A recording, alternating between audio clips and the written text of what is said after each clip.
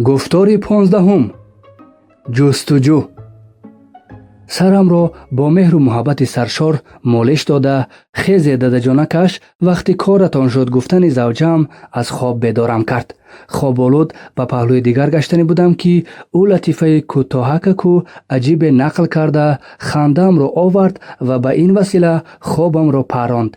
پس از دستم خیلی مهربانانه گرفته به خستنم یاری داد و با تبسم سرشار محبت گفت: شیف، آبی گرم، صابون عطربوی، دستمال پددار شما را انتظار.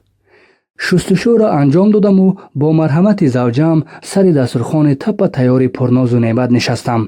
من تناول میکردم و زوجم در برم آهسته آهسته سرود در ستایش مهر و محبت و شوهر مهربان زمزمه نموده مرا خوشحال و اشتهایم را قازگیر می ساخت.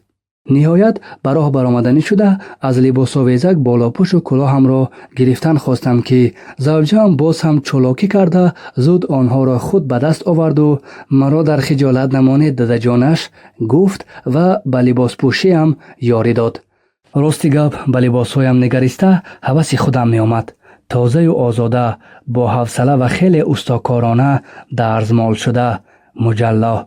دیروز هنگام از کار برگشتن چشمم با پای افزالم برخورده بود. حالا با آن نگریسته قریب نمیشناسم. از چنگ و خاک دیروزه ذره نه، برعکس بسا تازه و جلادار. هنگام از در برآمدن از نقشه های امروزش پرسیدم. امروز پاسخ داد. زوجم حلیمانه: در بست دوم به کار می روم. تا آن وقت اول خانه کار شما را به ترتیب می آورم. ثانی لباس های دیروزه تان را تازه و درزمال می کنم. کپکتان را، من هوادار کپک هستم. کمتر از قفس آزاد نموده آب و دان می دهم. خوراکی با لذت پخته رفته مادر جانم را، مادر من یعنی خشتامانش را در نظر دارد. خبر می گیرم بیچاره در بیمارخانه خیلی زیغ شدگیستند. علاجش شود از دکتران جواب گرفته به خانه میارمشان.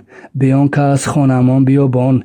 تمام روز دراز کشیده افسانه‌گوییشان را یاد کردم. دیگر نمیتوانم، میارمشان. بعد به کار رفته زود برمیگردم. سری راه به بازار در آمده خرید هم میکنم. شما از این جهت بی‌پروا باشید. به خانه آمده یکی از خوراک‌های دوست داشته‌تان را پخته از پی سزاوار پیشواز گرفتن شما میشوم. نغز گفته از در برآمدنی شدم که زوجم باز سبک از دستم داشت و چون سؤال‌آمیز سویش نگریستم با ناز و ادای مردکش گفت: عزیزم میروی با بیقراری، منو تا شام چشم انتظاره.